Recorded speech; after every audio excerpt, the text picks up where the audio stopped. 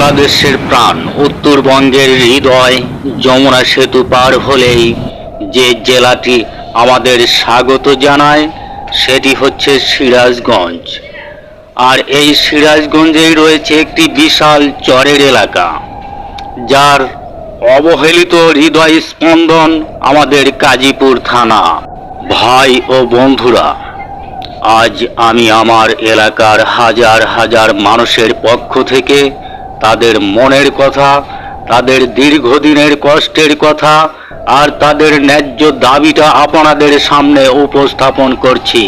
কাজীপুর থানার 6টি ইউনিয়ন, যমুনার বুকে গড়ে ওঠা এক বিশাল চরের জীবন, যার সাথে সরাসরি যুক্ত জামালপুরের সরিষাবাড়ির কিছু অংশ, টাঙ্গাইল জেলার ভুয়াপুর থানার কিছু অংশ, বগুড়া জেলার গাইবান্ধার চরের কিছু অংশ, আরও যুক্ত রয়েছে সিরাজগঞ্জ সদর থানার কিছু অংশ।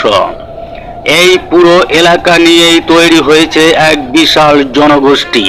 কাজীপুর থানার 6টি ইউনিয়ন সহ সকল নাগরিক ভদ্র, শিক্ষিত, পরিশ্রমী ও শান্তিপ্রিয়। চরের মানুষগুলোর বাস্তবতা, তাদের কষ্ট যদি বলতে চাই, দেশের নাগরিক হয়েও তারা রাষ্ট্রের অনেক সুবিধা থেকে এখনো বঞ্চিত। রাস্তাঘাট নেই, স্বাস্থ্য সেবা নেই, চাকরি নেই, জরুরি সেবা নেই, নিরাপত্তাও নেই। প্রতি বছর যমুনা নদীর ভাঙ্গনে অনেকে তাদের ঘর হারান, ফসল হারান, জমি হারান, সব কিছু ধ্বংস হয়ে যায়, কিন্তু তারা ভেঙে পড়ে না। এরা শিক্ষিত হয়েও চাকুরির পিছনে এখনো পিছিয়ে থাকে। চিকিৎসা চাইলে অনেক পরিশ্রমের পর নৌকা যোগে যেতে হয় অনেক।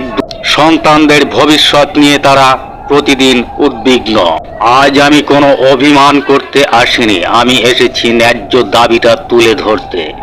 এই বিশাল চরের মানুষের একটাই দাবি, আমাদের যমুনা উপজেলা দিতে হবে, ঘোষণা করা হোক। এটা শুধু দাবি নয়, এটা আমাদের ন্যায্য অধিকার, এটা এই এলাকার নাগরিকের ন্যায্য অধিকার। কলিজার বন্ধুরা, কেন উপজেলা আমাদের প্রয়োজন, কেন আমাদের উপজেলা দিতে হবে?